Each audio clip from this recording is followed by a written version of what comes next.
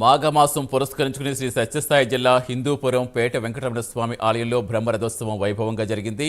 ముందుగా ఆలయ అర్చకులు స్వామికి ప్రత్యేక పూజా కార్యక్రమాలు చేశారు. పట్టణంలో పురవీధుల గుండా వెంకటరమణ స్వామి రథోత్సవం కొనసాగించారు.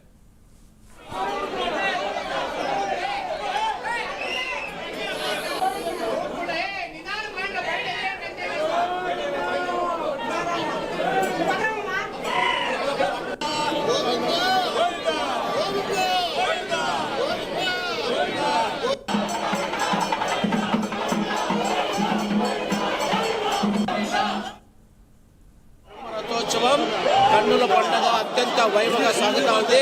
హిందూపూర్ ప్రజలు ఇవాళ చాలా మాఘమాసం నాడు జరిగేటటువంటి ఈ మాసం జరిగిన ఈ అత్యంత వైభవమైనటువంటి బ్రహ్మరథోత్సవానికి హిందూపూర్ నుంచి కాకుండా చుట్టుపక్కల గ్రామాల నుంచి పెద్ద ఎత్తున తరలి వస్తారు.